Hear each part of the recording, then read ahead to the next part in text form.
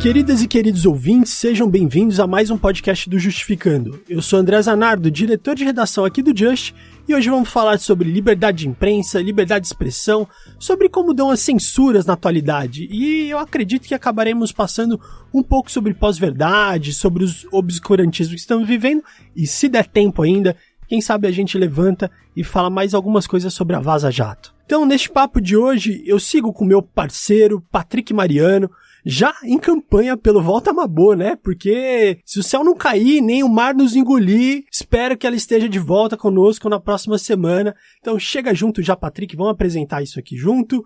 Já fala quem é você, né, cara? Fala, André. Olá, ouvintes do nosso podcast, né? Estamos esperando, de fato, aguardando aí a volta da Mabô, a volta do Márcio também. Esse povo viaja demais, né? Viaja. Mas vamos voltar com Eu já tô feliz porque o Fábio, que grava a gente aqui, ele voltou hoje, depois de 1000 anos. O Fábio também tava viajando. Tava viajando. Só a gente que não tira férias. Só a gente, cara. Quero ver quando isso vai acontecer. Mas, o André, também é uma alegria também estar aqui junto com o Rafael Borges. Putz, muito bom. Vamos tentar aí ajudar você e suprir um pouco aqui a ausência da Mabô. Bora! Então, já... E para conversar conosco sobre esse tema, trouxemos, claro, alguém que está trabalhando diretamente com esse tema e um dos maiores casos de perseguição à imprensa do mundo. Tá na mão de nada menos de Rafael Caetano Borges. Advogado de escritório Nilo Batista, presidente da Comissão de Segurança Pública da OAB, do Rio de Janeiro, e âncora de mais um podcast aqui, fica aí a dica, podcast Segurança dos Direitos. Bem-vindo, Rafael. Olá, André. Olá, Patrick. Olá, Fábio. Olá, ouvintes. É um prazer enorme estar aqui. Agradeço muito o convite. É uma oportunidade estar aqui na cidade de São Paulo discutindo, debatendo com vocês um tema tão importante e que hoje está na centralidade do debate político brasileiro, né? Que é a liberdade de expressão. Sem dúvida. Então, para você que não sabe, o Rafael é um dos advogados responsáveis pelos cuidados jurídicos dos casos do The Intercept e do Glenn Greenwald, que é mais um dos casos desses muitos que acontecem do abuso do poder público contra a imprensa no Brasil. Então, sensacional, o programa de hoje promete. E antes de começarmos de fato, já queria deixar alguns agradecimentos aqui. O episódio da semana passada rendeu e-mails, comentários no Twitter, no YouTube. Recebemos um e-mail super bacana da Rosângela Costa, que fiz questão de responder lá. Adorei o seu e-mail, Rosângela. Obrigado, viu? Fica aqui um beijo pra você. A Jade Saraiva também, por e-mail, levantou uma questão que também nos incomoda muito, viu, Jade? Ela falou assim, ó. A discussão foi excelente, mas eu tenho uma colocação. Faltou um obstetra, alguém que de fato tem atuação diária no serviço público. No caso, a Karine estava lá, mas ela não era obstetra, mas eu acho que ela cumpriu bem o propósito, mas beleza, valeu aí a dica. A gente reparou aqui, outro ponto que ela colocou, eu entendo que o Justificando esteja em São Paulo, mas às vezes as discussões ficam muito restritas e o Brasil é bem maior. Concordamos 100%, Jade. Infelizmente, a gente tem uma questão de territorialidade aqui que estamos tentando sanar nos próximos tempos para ver se conseguimos fazer podcast aí com pessoas do Brasil inteiro. Essa é uma preocupação nossa e não é só aqui na rádio, é uma preocupação nossa com os nossos textos sempre, e fica tranquilo que isso vai ser sanado em breve. Hoje a gente já tem aqui um carioca, né, cara? Tá muito bom, já estamos fazendo aqui, como é que chama quando faz os podcasts? Crossover. Estamos fazendo um crossover aqui. Então, e aqui tem um comentário no YouTube, da Gabriela Souza, sugerindo a gente fazer um podcast sobre o massacre de Altamira. A gente tá avaliando a possibilidade disso acontecer. O Estraga Onofre disse assim, o podcast do Justificando é importantíssimo, desmistificando todos os preconceitos com o parto normal e cesárea, melhor podcast sobre política de hoje. Parabéns à equipe do Justificando, a gente agradece muito. Rafael Sanders também fez comentário elogioso também. E o The Red Nosed Clown comenta assim, esse podcast tem que viralizar, ser ouvido, debatido, refletido pelo público. Cara, quando a gente viralizar pra caramba, esse Brasil vai tá mudado, meu amigo. Eu espero que isso aconteça. Bom, primeiro nosso obrigado de coração pra você que manda comentário pra gente pelo Twitter, pelo YouTube. Nossas redes sociais você encontra no @justificando e no e-mail redação@justificando.com. Galera, chegamos ao nosso 20º episódio. Em qual episódio vocês estão lá no Segurança dos Direitos, Rafael? Você lembra? 14? 14. Tamo junto, dá trabalho, né, cara? Dá trabalho. Então, e a gente só chegou aqui no 20º porque, cara, a gente tem apoio da Rádio Brasil Atual, Sindicatos Bancários do Estado de São Paulo, Crivella Advogados, e porque vocês estão escutando a gente. E a gente tem novidade pra vocês, a gente foi convidado agora pra estrear no programa da Rádio Brasil Atual aqui em São Paulo, em horário nobre pra rádio, mas a gente confirma na próxima semana, mas provavelmente vai ser no período de manhã. Quem sabe agora não é a hora de estar em outras rádios pelo Brasil afora, né? Tá a fim de uma parceria? Escreve aí, nosso e-mail, já sabe, é redação@justificando.com. Bom, vamos pro nosso tema, Patrick? Bora lá. Partiu!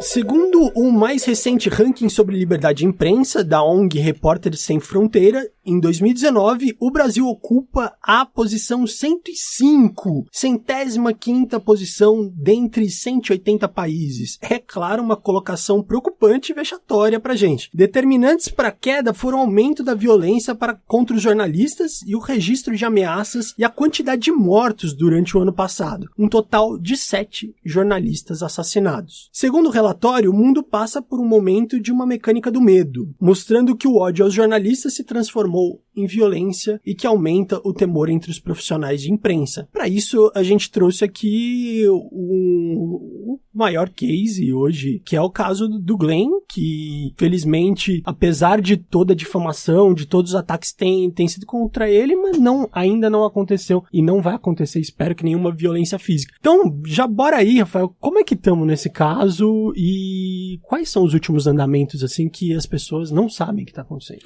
Então, André, é muito bom que a introdução do seu programa faça menção a esse ranking que coloca o Brasil numa posição tão infeliz, né, comparada a outras, abro aspas, democracias do mundo.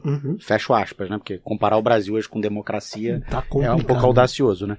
Mas o fato é que esse ranking ele é muito ilustrativo e ele deixa uma coisa pra gente muito clara. Por mais que a situação do Glenn seja uma situação emblemática, né, por mais que esse processo que envolve ele, processo no sentido de encadeamento de fatos, né? Não existe nenhum processo judicial propriamente dito.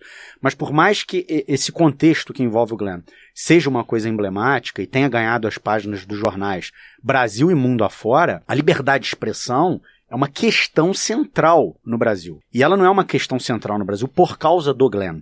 Ela é uma questão central no Brasil porque a democracia brasileira, com todas as suas limitações, ela não respeita a liberdade de expressão, né? E aí eu gosto muito da expressão liberdade de expressão no lugar de liberdade de imprensa, porque a gente não briga para que a imprensa tenha liberdade de se manifestar. Né, a liberdade de expressão, ela alcança qualquer tipo de manifestação. E é justamente o que a Constituição de 88 garante. Né? Então, assim, a liberdade, ela é um valor fundamental do Estado Democrático de Direito e ela vem sendo diuturnamente vilipendiada no Brasil por razões muito claras. O processo de acumulação de capital, no nível em que ele se encontra, ele não tolera exercício pleno de liberdade, de nenhuma liberdade. Né? Não tolera. A não ser a liberdade de consumir para aqueles que têm capacidade de consumir, para aqueles que estão completamente integrados nos processos da economia formal. Mas essa é a única liberdade que ele tolera. Adorei já o início do debate com muita qualidade. Já estamos em cima da questão. É o capitalismo. Exato, sem dúvida nenhuma.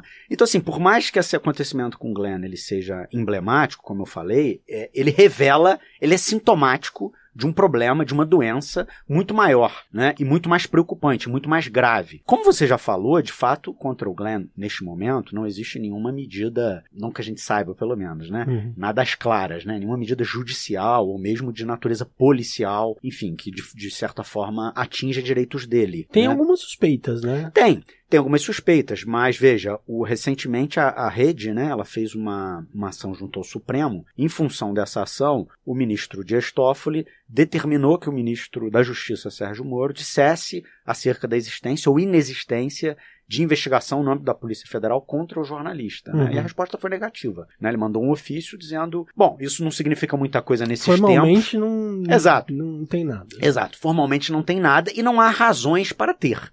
Né? Falemos muito sério. Claro, né? Não há razões, seria um escândalo de ordem mundial. Mas quanta coisa não tem razão de acontecer nesse Brasil, sem dúvida nenhuma. Seria um escândalo que muito rapidamente eu acho que atrairia a solidariedade internacional. Com certeza. Até porque o Glenn é um jornalista de renome internacional, internacional, ganhador de prêmio Pulitzer, enfim, tantos outros. Eu acho que, digamos, esse é um passo um pouco ousado, né, pro establishment entende? Ô, Rafa, e assim, agora, apesar de não ter formalmente uma investigação ou algo que seja, há um submundo estimulado nas redes sociais que tem atacado a imagem, né, não só do Intercept, como dos jornalistas que lá trabalham. Não só deles, mas assim, de quem ousa fazer um jornalismo crítico, um jornalismo a sério nesse país, né? O esgoto da internet.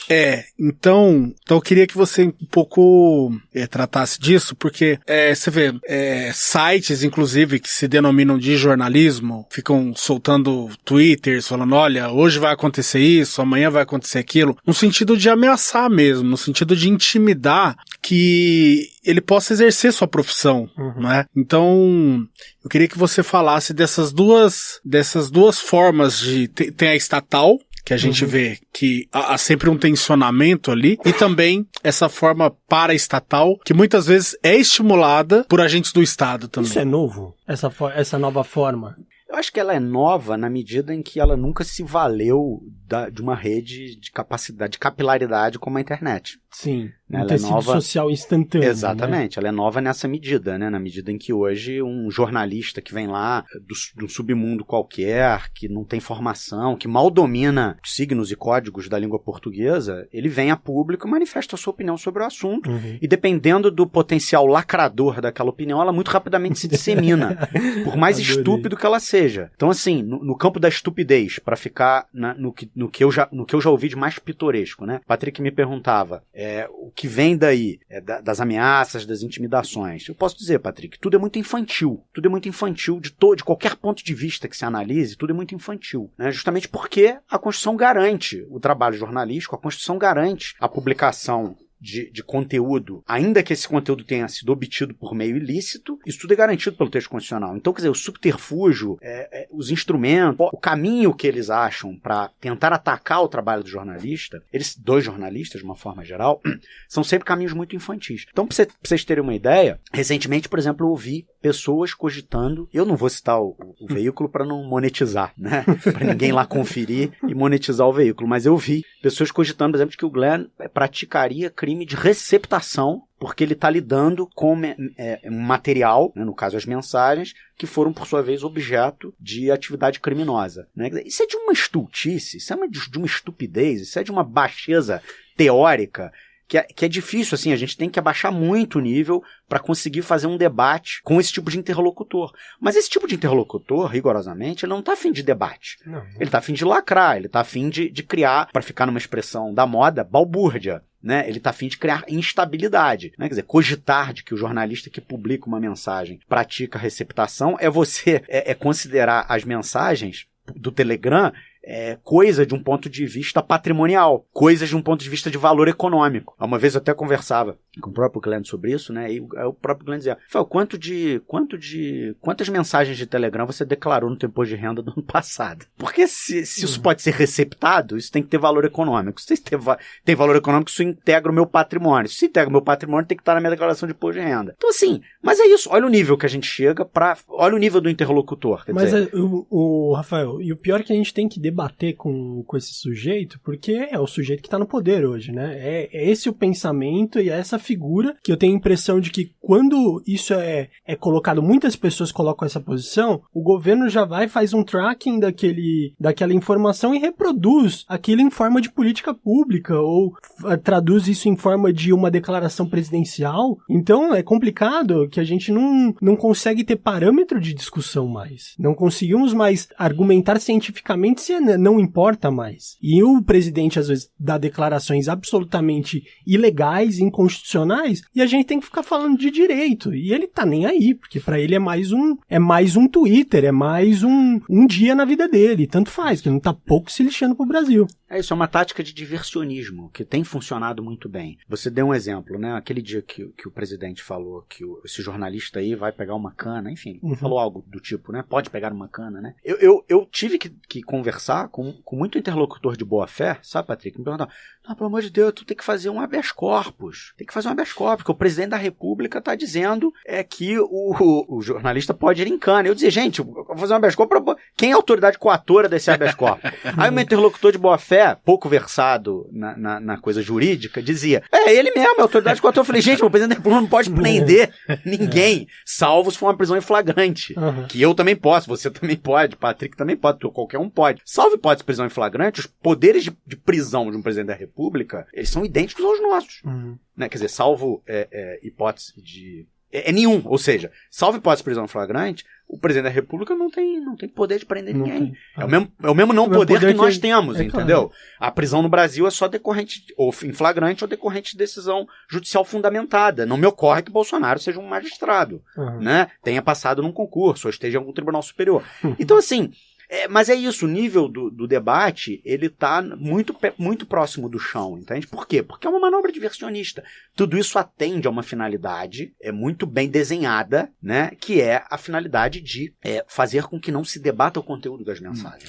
E a questão das ameaças mesmo, tem também? Por exemplo, de intimidação, de violência, é claro, algumas você desconsidera, mas eu acho que nunca se deve desconsiderar totalmente esse tipo de... Mas é também uma forma de intimidar a liberdade de expressão, né? Sem dúvida, sem dúvida. Eu acho que é por isso, como o André colocou aqui muito bem no início do programa, o Brasil ostenta essa posição vergonhosa nesse ranking mundial. Quer dizer, é um local onde a imprensa não tem... E aí a imprensa, a gente está falando daqueles que se expressam profissionalmente, né?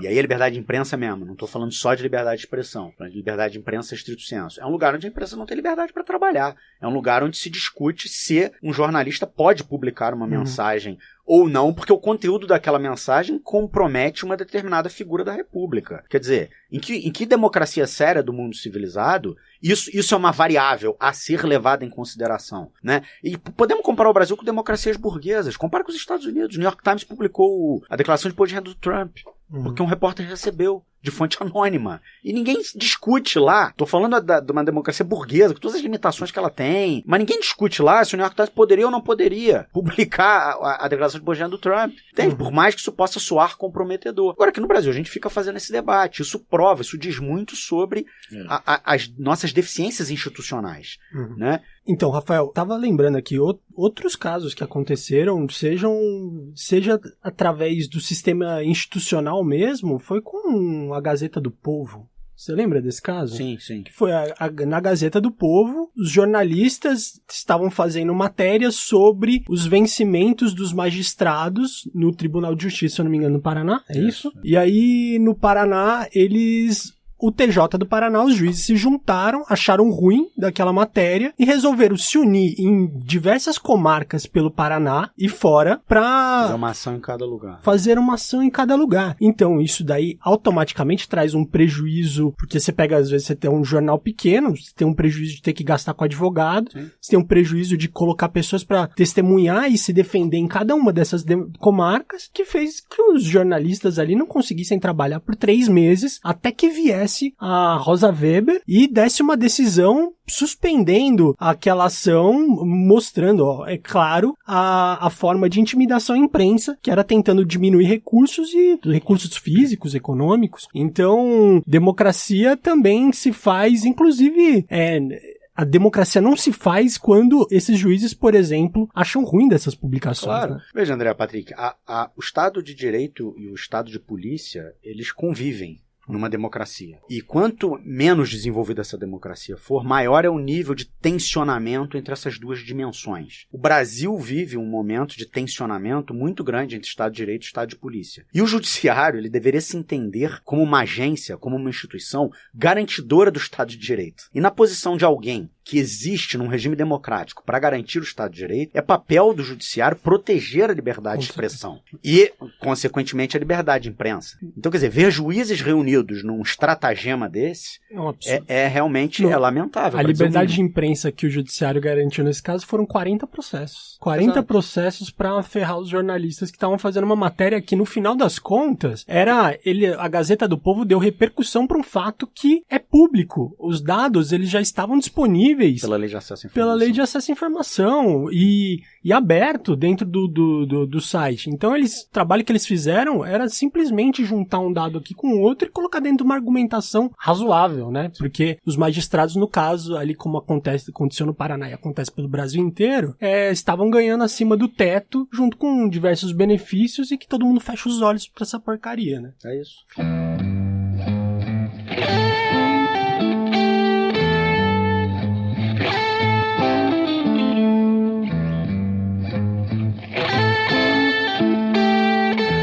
Patrick, Rafael, então, eu queria saber, assim, como que vocês estão vendo a sociedade se mobilizar dentro dessa questão que, pelo menos no caso Glenn aí, ele é um fôlego, né, pro Estado Democrático de Direito que trouxe à tona todos esses vazamentos, enfim. A sociedade está se mobilizando, né? Sim. Eu vejo, André, particularmente, aí é uma impressão mesmo muito particular, uma clivagem, né? A sociedade está dividida rigorosamente entre dois grupos. De um lado, você tem o grupo de pessoas que compreendeu, independentemente do espectro político-ideológico, porque existe gente com clareza no processo democrático na direita também, né? No centro também. Então, independente do espectro político-ideológico, você tem pessoas num determinado grupo entendendo a gravidade do conteúdo dessas mensagens que estão sendo reveladas e querendo fazer um debate sobre a má qualidade da democracia brasileira a partir do conteúdo dessas mensagens. Esse é um grupo. E tem um outro grupo de pessoas com uma visão absolutamente consequencialista. Que não é que alguém em sã consciência ainda aponte níveis aceitáveis de imparcialidade ou níveis aceitáveis de correção nos procedimentos que foram adotados por aquelas pessoas. É porque esse segundo grupo, ele é basicamente constituído por pessoas que não se importam com isso. Esse é o ponto. Ninguém discute que processos tenham sido conduzidos de maneira parcial. Ninguém discute que o consequencialismo foi, digamos assim, a praxis que orientou todas as ações. Quer dizer, eles queriam alcançar um determinado objetivo, qual seja lá o objetivo da cabeça deles, e tudo que podia ser feito para alcançar esse objetivo foi feito. O ponto há um grupo que vê o conteúdo dessas mensagens com gravidade e quer fazer um debate sobre democracia em cima disso, e há outro grupo que, olha, não me importa. Eu sei que não houve imparcialidade, mas eu não me importo com a falta de imparcialidade. Os fins justificam os meios. Exato. No caso, e eu acho que a gente entra naquela questão da pós-verdade, né? Sim. Que pessoas não estão buscando racionalidade, mas sim provar seu determinado ponto, e todo mundo já sabe que o efeito bolha das redes sociais tem amplificado essa nova forma de relacionamento nosso. Sim. Então, antigamente a gente era restrito aos relacionamentos familiares ou determinados pela nossa territorialidade. Agora, hoje não. A gente tem sempre mais de 300 amigos determinado por um interesse em comum que, às vezes, e hoje, normalmente, está muito baseada em cima da política, e uma política que muitas vezes não tem embasamento teórico, mas uma política de vontades, né? Então a gente acaba fazendo a manutenção dos nossos privilégios, né? Então você tem um grupo, por exemplo, da direita que está buscando fazer raciocínios de como fazer manutenção dos seus privilégios sem olhar para as necessidades sociais que estão acontecendo. Quando você fala, André, sem querer te interromper, de pós-verdade, quer dizer, me vem muito à mente a produção teórica, acadêmica mais recente do professor Lênio Streck, né? Como o direito brasileiro ele atende a esse contexto atual de pós-verdade, né?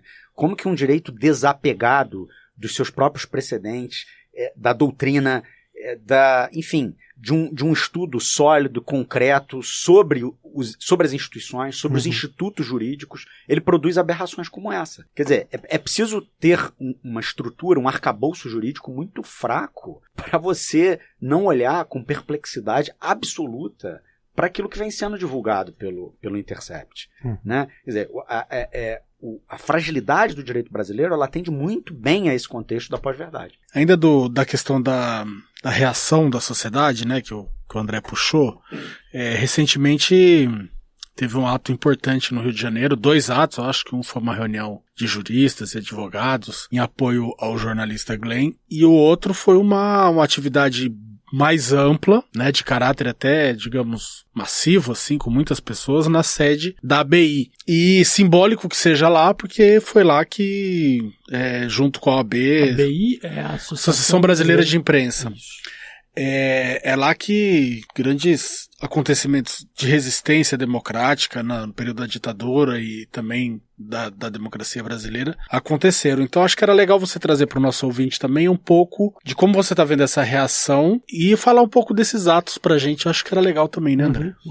Foram mais de 5 mil pessoas, não? Na ABI, sim, parece que tinham 2 mil pessoas dentro e 3 mil pessoas fora. Caramba. Tiveram que fechar o auditório, né? Porque, enfim, não suportava a quantidade de gente. Tinha mais gente fora do que dentro. Sim, mais gente fora do que incrível. dentro. Sim. Foram atos interessantíssimos, eu acho que muito importantes na perspectiva de reafirmar posições, né? São atos suprapartidários e que acabam, por sua natureza, congregando pessoas que nem sempre caminham numa mesma direção política, né? Pessoas que têm, às vezes, divergências muito profundas sobre a sua concepção de mundo, sobre a sua concepção de Brasil. Mas no tema da liberdade de expressão, há uma certa, entre aspas, unanimidade entre o campo popular democrático. Há uma certa unanimidade, quer dizer, não é possível abrir mão, não é possível prescindir da liberdade de expressão se você quer ter uma democracia mais ou menos madura, mais ou menos estabelecida, né? Que dê algum nível de condição, enfim, para as pessoas ali se socializarem. Então, assim, tem sido atos muito importantes nesse sentido. O Glenn e a equipe do Intercept têm recebido apoios muito expressivos e muito variados, né, no seu trabalho, quer dizer, nomes muito importantes, como eu falei, da direita, da esquerda e do centro, têm manifestado apoio ao trabalho jornalístico que vem sendo desenvolvido, não só pelo Intercept, mas agora também por vários veículos de comunicação, né? O UOL, El País, Folha de São Paulo, Veja, enfim, e tantos outros, né? Já não é mais um monopólio do Intercept, né? Digamos assim, ele está disponibilizando o material, né, arrecadado para diversos veículos. Então, assim, está havendo uma mobilização muito interessante em torno da defesa desse valor. E isso dá pra gente, sem dúvida nenhuma, certo conforto, né? Claro que os ataques, eles também são em grande número. O esforço de neutralização, o esforço difamatório, de injúria e de calúnia e de tudo mais, é muito grande, é muito penoso lidar com ele, mas ele também é compensado pela quantidade de apoiamento popular que as iniciativas têm recebido. Agora, mais numa análise conjuntural, esse ano, se eu não me engano, a gente faz 50 anos da lei de imprensa, da ditadura. E a gente consegue vislumbrar alguma ação desse legislativo ou do executivo de afrontamento à imprensa, ou por hora não se caminha nada? A lei de imprensa brasileira, ela foi praticamente extirpada do ordenamento jurídico nacional naquela DPF 130, salvo engano, né? Aquela arguição de descumprimento de preceito fundamental que declarou dispositivos não recepcionados. Aliás, tem uma coisa curiosa. Foi feita uma notícia-crime contra o Glenn. E contra repórteres, o Leandro Demore e outros repórteres do Intercept em Brasília. E essa notícia-crime sustentava violação pelo Glenn a um dispositivo da lei de imprensa que a DPF retirou do ordenamento jurídico nacional. Mas assim, o Ministério Público Federal promoveu o arquivamento desse procedimento, né? Ele leu a peça, viu que aquilo era um rematado absurdo, e aí promoveu o arquivamento, né? Então, assim, de fato, o André e Patrick, o arcabouço jurídico brasileiro, no que toca a defesa da liberdade de manifestação, ele é bom. Ele é bom, né? Ele não é ruim, não. Ele é bom, ele é um bom arcabouço, né? Especialmente depois que você teve a acolhida dessa ADPF 130, que praticamente extirpou a lei de imprensa do ordenamento jurídico nacional. A questão é a forma como as agências de persecução criminal lidam com esse arcabouço legal, né? É a hermenêutica que elas fazem dos dispositivos. É o uso político que eles fazem, eventualmente, desse dispositivo. Porque é isso, a gente vive um momento que o direito penal brasileiro, nunca antes na história, ele foi usado de forma tão explícita e amedrontadora, essa é a melhor palavra, como instrumento de luta política eleitoral. Nunca, jamais, em tempo algum, o direito penal foi usado como instrumento de luta política eleitoral. É eleitoral mesmo, quer dizer, não é só política, é eleitoral também. O direito penal ele é usado para ganhar, para perder eleição. Então, assim, nesse processo de criminalização do processo político, essa coisa da imprensa, ela vem a reboque, né? Ela vem a reboque, quer dizer, eu vou usar aqui os dispositivos de forma que eu possa criminalizar esta ou aquela pessoa, de forma que eu possa retirar essa ou aquela pessoa de circulação, e aí você vai usando e abusando desses instrumentos na medida em que eles são interessantes, que eles são úteis ao seu propósito político. Não na medida em que eles servem para aplicar ou deixar de aplicar a lei. E veja assim, né, isso que o Rafael tá falando, as próprias armadilhas que são feitas, porque se você permite o abuso, você pode ser vítima dele. Fala assim, inclusive pensando, vamos supor, do ponto de vista da própria direita.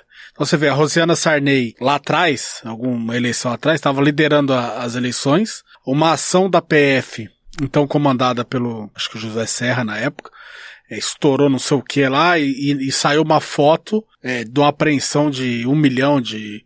E isso acabou com a candidatura dela, depois o processo acho que acabou... se mostrou que era forjado, mas você vê, há algum tempo já, né? E quando você permite pro inimigo político seu, e você silencia, amanhã pode ser você. Então acho que isso que as pessoas têm que ter essa percepção, porque não é só contra o PT, porque hoje é contra o PT, mas amanhã vai se virar, não é? Lógico. Então, eu acho que o central mesmo é o direito penal como baliza, e o processo penal como dique de contenção de um Estado sem qualquer esses limites punitivos, né? Esse exemplo que você deu, Patrick, me lembra muito, já antes do impeachment da Dilma, as ações do PSDB totalmente tentando incriminar o PT ou levar ao impeachment, e no final das contas, quem se ferrou pra caramba foi o próprio PSDB, porque estava tomando ações que destabilizavam o Estado Democrático de Direito, e vale pros dois. Sim. Vale pra todo mundo. Então, é essa insegurança jurídica que a gente tá, né? Não, sem querer entrar nesse debate, né? Porque eu acho que ele requereria um outro programa, mas lei de ficha limpa, lei de organização criminosa, isso tudo foram gestados no âmbito de governos que ostentavam a etiqueta de governos do campo democrático e progressista. E olha o uso que esse tipo de legislação restritiva de direitos, tipo legislação penal, processual penal, olha o uso que é feito dela hoje. Eu tava pensando aqui, essas investigações todas que aconteceram durante esse período aconteceram principalmente durante os governos petistas e que acabaram deixando as instituições funcionarem livremente e por não regular e por não estar em cima, que era um desejo mais democrático no caso, acabou estourando em tudo que estourou. As instituições aí tomaram uma proporção que saíram inclusive da lei. E você vê, né, André? Se você permite que um juiz de primeiro grau impeça uma posse de um ministro indicado pelo presidente da República, como é que você vai querer impedir que um promotor, sem querer já antecipar para o nosso próximo tema, mas como é que você vai querer depois impedir que um procurador ou um promotor de justiça faça isso com relação ao ministro do Supremo, faça isso com relação ao ministro do STJ? Então, eu acho que a gente está chegando num momento crucial que ou vai se estabelecer alguma mudança, algum limite nisso daí, ou vai ficar isso. Tudo vale. Então, se tudo vale, e acho que até para os negócios, digamos, para o mundo dos negócios, não é interessante. Todo mundo quer uma segurança jurídica. Então, qual a segurança jurídica que um diretor de uma multinacional vai ter? Embora eles não preocupem muito com os bancos, né? Tem certas que são blindados nessas perseguições de criminalização. Mas ainda assim, qual a segurança que você vai ter, que o investidor vai ter nessa forma como o jogo é jogado? Né? Agora, eu acho que isso é curioso porque remonta essa insegurança toda. Eu tô numa fase da vida que, olhando o Brasil do jeito que tá, eu tô percebendo que deu merda, apagaram a luz, fecharam a porta e a gente tá aqui preso. A gente tá preso numa cilada, até pelos meus últimos estudos eu tenho imaginado que a gente tá com um problema de cognição real, um problema que já é um problema biológico nosso, que a gente talvez não consiga gerir as nossas relações de poder entre as pessoas por falta de um centro de estabilização que nos segure, porque como tudo na nossa vida, seja as relações de poder, o direito é baseado em confiança, através da comunicação se desfaz a confiança também. E essa crise ideológica de embates que a gente está tendo e questionando todo o processo jurídico está trazendo uma crise de confiança para as vidas de todo mundo. E esse é um problema que, como a gente está trabalhando em rede agora, não trabalhamos mais na verticalidade, que eram aquelas 6 famílias que colocavam as informações de forma vertical voltada para o interesse do capital, agora é capilarizado em rede. E essa rede quem manda? Mandam as pessoas comuns, e as pessoas comuns que muitas vezes são ignorantes do que não sabem e pronunciam toda sorte de palavras, não importando se é verdade ou mentira, mas isso desestabiliza todo um sistema jurídico, social, relacional, que aquele negócio, quem que vai segurar isso agora? Essa instabilidade, ela perpassa, né, até chega nas relações humanas. Tem um texto legal sobre isso que você está falando, do Dardot e do Laval, na outras palavras agora, que eles analisam justamente esse momento político sobre a ótica da racionalidade neoliberal e do que Trump e Bolsonaro trazem de... Eles escreveram um livro. Pra isso. Inclusive. Escreveram um livro e tem um texto agora mais atual sobre o Trump e o Bolsonaro, que ele trata muito parecido com o que você tá falando. Dessa insegurança perene na vida das pessoas, sem querer. E eu já comentei em um outro podcast, mas talvez seja o caso da gente trazer num programa especial pra falar o que seria isso, que seria a tese do infocalipse, que é quando a gente já não tem mais capacidade de lidar com a nossa forma de cognição. Então, eu vejo que nesse momento a gente criou na nossa sociedade uma sociedade altamente tecnológica, mas não criamos uma tecnologia relacional capaz de lidar com essa extrema tecnologia que todo mundo tem na mão. E a gente não tem a noção da força que a nossa palavra tem. A força que, quando a gente emite uma opinião ou faz uma piadinha, acaba por colocar toda uma estrutura em xeque. Seja uma estrutura de racismo, seja uma estrutura que baseia toda essa estrutura capitalista e opressora.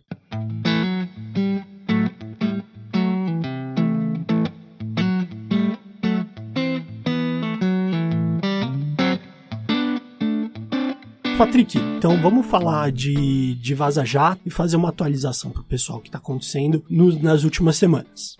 Então, André, eu acho que assim, foi uma boa introdução essa instabilidade, né? A questão da instabilidade institucional desses últimos anos no Brasil, uma quebra de hierarquias, né, que se viu nas últimas... Acho que, de fato, as últimas revelações do El País e que saíram a respeito da conduta mesmo do procurador Deltan com relação a ministros do Supremo, isso elevou para um patamar muito profundo, ainda mais profundo, né, do que a gente já tinha visto. Tá falando do caso do Gilmar. Né? Do caso do Gilmar. Explica um pouco pro ouvinte o que aconteceu. Um grupo de procuradores, né, da famigerada Operação Lava Jato, então, em diálogos no Telegram, tramavam ardilosamente, não só tramaram, como investigaram, ou buscaram provas, ou uma forma de intimidar e de ameaçar ministros do Supremo, extrapolando por completo a sua competência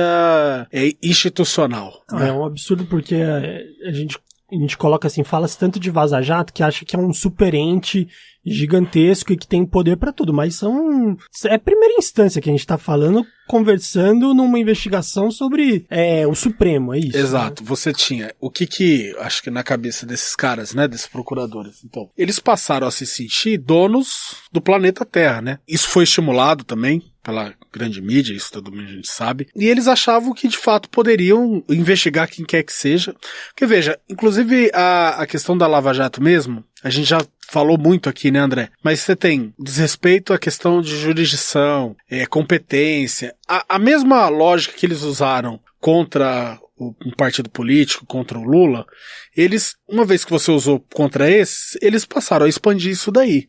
E passaram a expandir, inclusive, contra aqueles que, na visão deles, contrariavam os interesses ou decidiam de forma contrária às suas vontades. Então, no caso, você vê o ministro Gilmar e o ministro Toffoli. Então você tem o Deltan Dallagnol, um procurador que atuava em Curitiba, para ficar claro para os ouvintes também, quem não é da área de direito. Um ministro do Supremo só pode ser investigado pelo Procurador-Geral da República. Isso está estabelecido na Constituição. Mas esse grupo de procuradores... É importante, sem querer te interromper, deixar claro que isso não é privilégio. Isso faz parte da própria estruturação dos poderes dentro de uma república, né? Não faz sentido que um ministro do Supremo, que tem sob sua responsabilidade, por exemplo, a condução de processos criminais envolvendo altas autoridades da república, como deputados federais e senadores, possa ser investigado por um procurador de primeira instância. Não venham com aquele jargão do quem não deve não teme. Isso não existe. toda a investigação ela comporta uma condição seletiva. E a forma que você tem de controlar essa seletividade é respeitando os procedimentos estabelecidos na Constituição da República. E no caso de investigação no Instituto Supremo, o procedimento é claro. Ela só deve ser conduzida pelo próprio Supremo, porque é o órgão de cúpula do Poder Judiciário Nacional. Não, e é isso, assim, o que esses diálogos revelaram era essa atuação paralegal, né, desse grupo que investigava o que eles queriam, né? E aí eu acho que era legal o Rafael tratar um pouco disso, a respeito dessa quebra na estrutura mesmo do sistema de justiça, porque esses caras, eles eram anomalias ao sistema de justiça. E como é que você vê isso e como é que isso pode ser remendado ou se tem solução para isso. E não me parece que haja uma vontade tão grande das altas instituições do país de corrigir isso aí, né? Porque, como que a gente estava falando, a capilarização do interesse social ainda protege de alguma forma a Lava Jato, e que o povo ainda tá com medo de colocar os pingos nos is e falar assim, putz, rolou uma bandidagem ali, né? Relativamente a esse episódio que o Patrick traz aqui, né, pra gente, eu dizia aqui um pouco antes de começar a gravação, né, que sem dúvida dos episódios, né, que vieram à tona, esse é o mais grave do ponto de vista de ferimento à estrutura do Estado Democrático e às instituições republicanas. Porque é um episódio que revela uma inversão completa e absoluta de valores dentro de uma república. Né? Como eu falei, não se trata de vestir o ministro do Supremo Tribunal Federal com uma capa de imunidade investigatória ou imunidade jurisdicional, imunidade penal, não é nada disso, não se trata disso. Se trata só de obedecer às regras, se trata só de observar as normas e os procedimentos que devem incidir sobre um procedimento, por exemplo, de investigação do ministro do Supremo. É isso. Quando esse procedimento ele é invertido, isso é muito sintomático da desestruturação da República. Isso significa um comprometimento do Estado burguês, né? E eu acho, André, talvez um pouquinho diferente de você, que alguma reação haverá, porque o Estado burguês ele não convive com esse nível de infração às suas normas. Para o processo de acumulação de capital continuar a todo vapor, né? Enfim, no Brasil hoje ele tá brilhando, né? Porque a Bolsa batendo 105 mil pontos e o desemprego 13 milhões de pessoas, quer dizer, tá havendo um processo de transferência de renda chocante, né? Você tá tirando do pobre, que tá ficando muito pobre, para dar pro rentista. Só isso que explica uma economia que não tem crescimento, ter valorização das ações na Bolsa, né? Valorização do mercado financeiro. Fecha parênteses. Mas o fato é, o processo de acumulação de capital, ainda mais num Estado de modelo neoliberal como é o brasileiro, ele depende do cumprimento de certas regras. Claro. Ele é um Estado que não se cria num modelo anárquico. E aí, por anarquia aí, na acepção mais ampla que o termo comporta, né? É preciso ter regras. A regra pejorativa. Exatamente. A forma pejorativa da anarquia. Exatamente. O fato nem o Estado burguês, o processo de acumulação de capital dentro do Estado neoliberal, de acumulação tardia, enfim, de capitalismo tardio, principalmente, como é o caso do brasileiro, ele não comporta esse nível de infração às suas próprias normas. É o que o Patrick já dizia. Isso mira num horizonte de desconforto para o investidor. Isso mira num horizonte de desconforto até para um processo de reforma, muitas aspas, né, de reforma, da destruição da economia. Enfim, então assim, eu acho, e aí não é nem sendo otimista não, é sendo um pouco mais frio, numa análise mais fria, eu acho sinceramente que isso produzirá, em algum nível, resultados concretos, essas revelações. Por isso, não porque eles estão querendo respeitar, também, mas é porque o processo de acumulação de capital depende disso. Eu concordo 100% com você. Também acho que tende a acontecer. Agora, eu fico com dúvidas sobre, nesse processo de horizontalização das relações e as pessoas perdidas sobre quais são as crises, e elas não estão vendo que a crise é do Estado Democrático de Direito, ainda se produzam ações contra inimigos fictícios, como, por exemplo, uma oposição igual tá tendo agora, que não tem tanta força prática, mas fica relembrando, é sempre culpa do PT, e é um eterno culpa do PT que não se olha para o que tá acontecendo. Eu não falo disso agora, não tô falando só de Jair Bolsonaro. A gente teve Temer aí, nessa gestão. A gente teve diversas outras coisas acontecendo. A mira tá sempre no passado. Quando que vai acordar? Ou você acha que vai ser paulatinamente, assim? Vai ser, vamos pegar agora o Dallagnol e vamos regular a conduta do que aconteceu no Dallagnol. Não vai ser uma coisa sistemática, vai ser uma coisa episódica, naquela velha linha dos bodes expiatórios, né? Eu acho que assim, existem camadas de proteção. Tem uma pessoa que precisa ser muito especialmente protegida, né? Que a gente sabe quem é. E outras pessoas estão nas camadas de proteção dessa pessoa, né? Quer dizer, tudo vai ser feito para proteger o núcleo desse sistema. Né? Tudo vai ser feito para proteger o núcleo do sistema. E nesse sentido, eu acho que essas camadas elas vão se desfazer pouco a pouco. Por exemplo, essa semana estava se discutindo que o Supremo está articulando a queda do próprio Dallagnol. Sim. Então, mas engraçado, né, que vira uma articulação política, não é uma articulação jurídica. Tem tanto poder jurídico para se resolver as coisas. E o Supremo fazendo um papel de político. Sim. Mas o Supremo está na centralidade do processo político brasileiro, acho que pelo menos desde a Ação Penal 470. Né? A Ação Penal 470 é uma virada, um ponto de inflexão fundamental no papel que o Supremo Tribunal Federal vinha desenvolvendo na República pós-88. Né? E dali para cá ele só se intensificou. Só explica qual que é. É o mensalão. É que eu odeio essa expressão. Mas enfim. O fato é, o mensalão, a Ação Penal 470, é um ponto de inflexão fundamental na forma como o Supremo Tribunal Federal se insere na sociedade brasileira. De lá para cá foi um terror. Foi um terror com T maiúsculo. Tudo que o Supremo fez, é claro que essa inserção agressiva do Supremo no processo político nacional, ele não é culpa só do Supremo, né? Ele é culpa também dos outros poderes, talvez sobretudo dos outros poderes, da forma como eles se organizaram, dos partidos políticos. Os partidos políticos de esquerda têm uma imensa responsabilidade nisso, na medida em que muitas vezes eles eram os próceres da judicialização do processo político, enfim. Mas, fato assim, o Supremo está na centralidade da política nacional. Então, e eu acho que não é agora que ele vai sair. Ainda mais agora que ele se vê alvo. Atacado. Veja, não existem mensagens de ministros do Supremo interceptadas. Né? É preciso que isso fique claro. Né? O Glenn, inclusive, já falou isso. Mas, apesar disso, eles são referidos, eles são citados, eles são mencionados nas mensagens que vieram à tona. Né? Então, nesse sentido, eles estão também, de certa forma, muito perto do núcleo desse problema. E você vê que eles são mencionados, ora com depreciações, né? Por exemplo, em alguns ministros fala, esse daí é nosso, como se o cara fosse um fantoche na mão deles, a outra, ou jantei na casa dele, ele tá com a gente. E essa, como fala... Essa muita pretensão da parte dessas pessoas, né? De colocar a corte na mão deles. E contra os inimigos, então, eu vou investigar. Eu vou arrumar alguma falha e pra ferrar com ele. Então, isso daí atingiu, de fato, a Corte Suprema do país, atingiu em cheio, né? Não tem como. E os próprios, esses diálogos mais recentes, é o escárnio, né? Eles revelam um escárnio. Eles brincavam, eles riam, né, do que estavam fazendo. Eles sabiam que estavam cometendo ali uma grande ilegalidade e riam. Né? Ô Patrick, e você vê que, fico pensando, sempre as redes sociais estão no meio dessas questões. Sempre.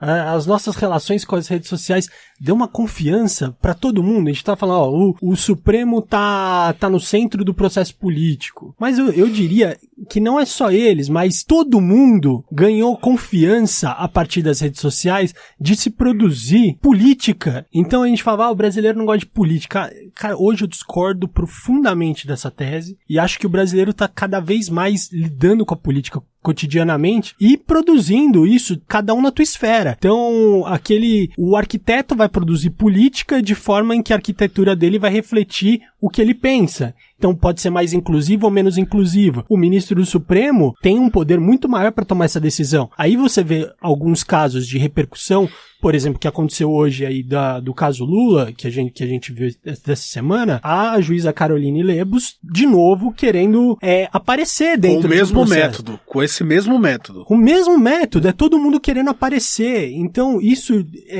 tira o ar de institucionalidade, porque a gente está trazendo tudo a um mero tweet, a uma mera relação de rede social, né?